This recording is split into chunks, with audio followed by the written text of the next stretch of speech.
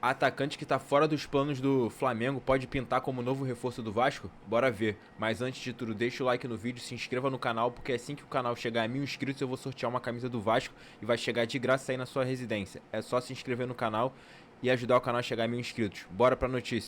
Já virou chave, estreia amanhã na Sul-Americana contra o Barracas Central da Argentina, e o Renato Gaúcho parece que não viajou. Salve, salve, Bruno Halper. Deixa eu falar com ele aqui. Hein, o Renato não vai não, cara? E o time? Vai ficar um monte de gente aí? Como é que vai ser isso? Salve, salve, Escobar! Pois é, o Vasco desembarcou na madrugada dessa segunda-feira em Buenos Aires, na Argentina, para a estreia da Copa Sul-Americana sem Renato Gaúcho. O Renato ficou aqui no Rio de Janeiro preparando os titulares para o jogo do próximo sábado contra o Remo, em Belém do Pará, pela 11ª rodada do Campeonato Brasileiro. Essa história do Renato não viajar com o elenco principal não é uma novidade na carreira dele. Pelo Grêmio, o Renato deixou de comandar o time algumas vezes para priorizar alguma partida ou competição, e o foco do Vasco nesse momento é pontuar no Campeonato Brasileiro.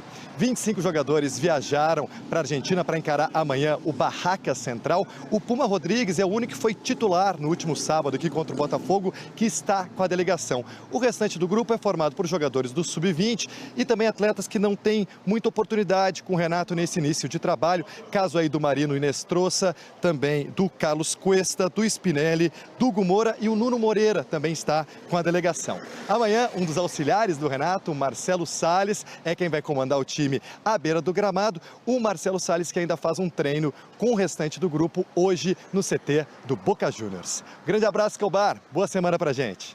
Valeu, Bruno Halper. Um abraço pra você. E aí, Caio, deu ruim, deu bom, deu o quê? Deu ruim Por quê? também. O que Deu aconteceu muito com o Vasco? ruim. Assim, cabe informar aqui o telespectador que não estou colocando a culpa na arbitragem, tá? O Botafogo mereceu vencer o Vasco dentro de São Januário, isso tem que ficar muito claro. O Botafogo foi melhor do que o Vasco já no primeiro tempo, principalmente no primeiro tempo. Talvez o Botafogo merecesse abrir o placar até antes, lá no primeiro tempo ainda. Só que no início do jogo, um dos primeiros lances da partida, o Barbosa acaba acertando o cotovelo no rosto do Andrés Gomes sem intenção, mas sem intenção e sem querer também é falta. E quando a falta acontece dentro da área, é pênalti.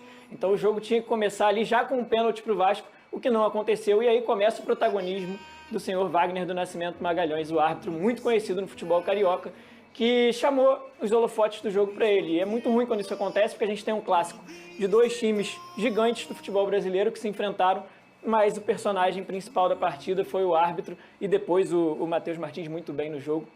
Mas assim, além desse lance do Barbosa, teve o Botafogo reclamando também da possível expulsão do Saldívia, o Vasco reclama também do segundo gol do Botafogo, onde ele inverte a falta foi claramente no Barros e ele deu falta do Barros, o Botafogo cobra rápido e sai o gol. Mas repito, isso aqui não estou responsabilizando a arbitragem pelo placar. O Vasco jogou muito mal no primeiro tempo, melhora no segundo, que é quando inclusive o Tietê acaba desperdiçando a oportunidade, o Vasco abre o placar logo depois.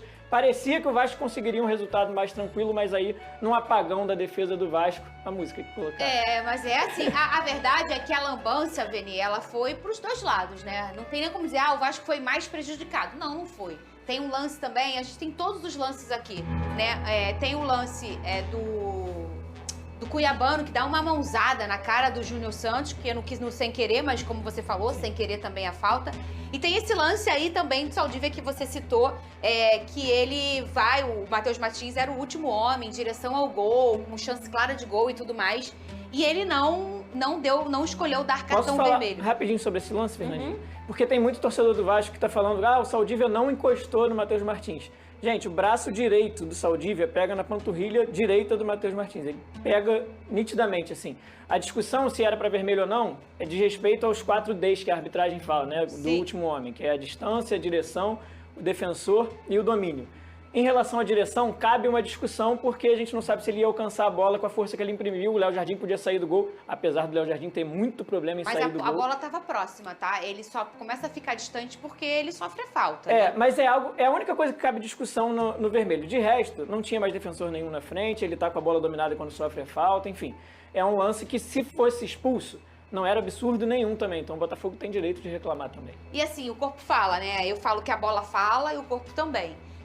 Ele se jogou. Você vê até pela dinâmica do próprio corpo dele, né? A forma com que você vê que ele toma um tranco. Sim. De algum lugar ele toma um tranco, porque não dá nem pra ele fazer. Se ele se tacasse, ele ia se tacar assim. E não na forma lateralizada, porque ele toma um tranco de fato. E essa é uma jogada muito parecida com a que o Medina foi expulso no jogo contra o Palmeiras. O Botafogo teve 1 a menos. Numa jogada parecida com essa, só que a do Palmeiras, pra mim, tinha mais discussão. Por quê? Ele tava mais na lateral, o jogador do Palmeiras, que era o Arias, né? E tinham outros jogadores do Botafogo já dando uma cobertura na marcação. Ele não era totalmente o último homem. E o Medina foi expulso naquela ocasião. E aí é o que a gente fala da falta de critério, né? Sim, e esse é o lance do Barbosa. Esse é o lance do Barbosa, que você falou da cotovelada. Que é bem no início do jogo. E dentro da grande área, né? Que aí seria um pênalti. E tem também o lance do Cuiabano dando uma mãozada no Júnior Santos. Esse ainda é o do Barros, do gol do Botafogo. Esse aí, essa daí, ó. Ele dá uma mãozada na cara do Júnior. E é o que a gente fala, né? Sem querer também é falta. O Júnior cai no chão.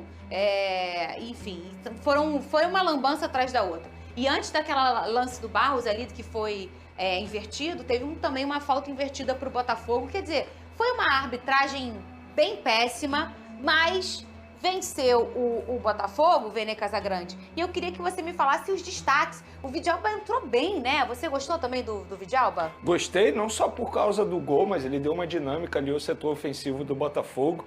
Gostei da partida dele. Gostei da partida do Barbosa, que voltando muito bem, mostra a importância dele para o setor defensivo do Botafogo. Fernandinha, discussões à parte aí sobre a arbitragem, não vou entrar nesse mérito não, eu gostaria de entrar no outro mérito, que foi o lance do gol que muita gente está dizendo que o Jardim falhou. Eu não considero falha, tá? Eu acho que falha, no sentido literal da palavra, é um outro tipo de lance.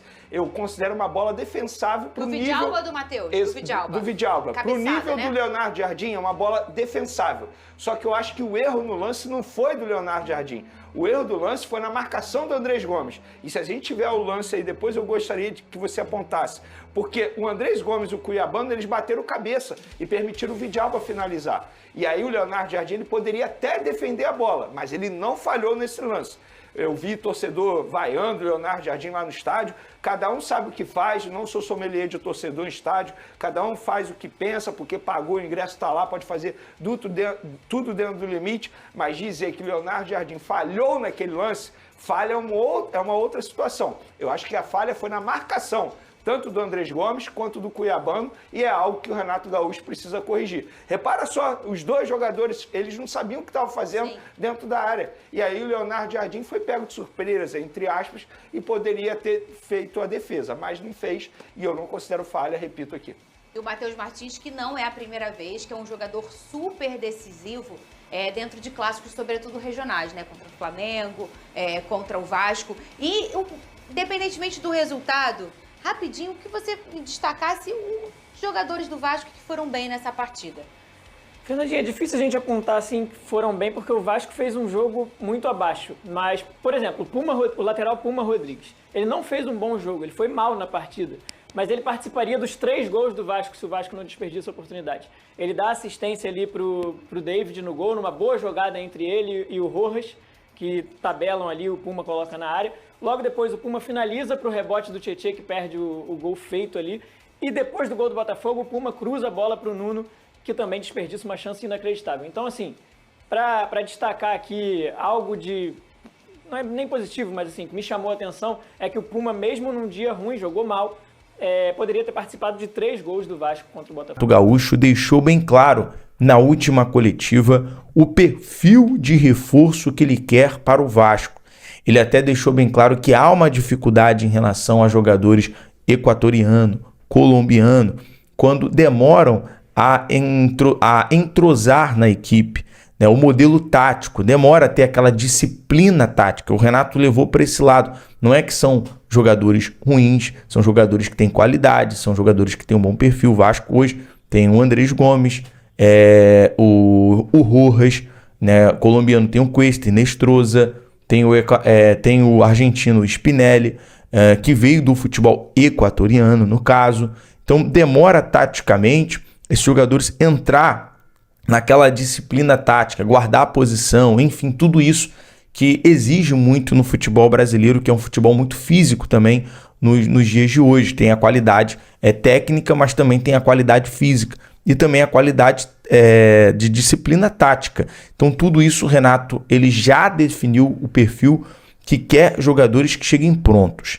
E aí, por mais que ontem foi divulgada uma informação que o Everton Cebolinha ele sentiu uma lesão, ele acabou tendo uma fratura, ele acabou sofrendo uma fratura na costela e ficou fora da partida e já entra para realizar toda a questão de exames e tratamento, mas a informação principal de última hora, claro que fisicamente ele vai se recuperar, é que nesse momento, uma informação confirmada pelo GE é que o Flamengo não vai renovar com Everton Cebolinha, que tem chance de sair já no meio do ano.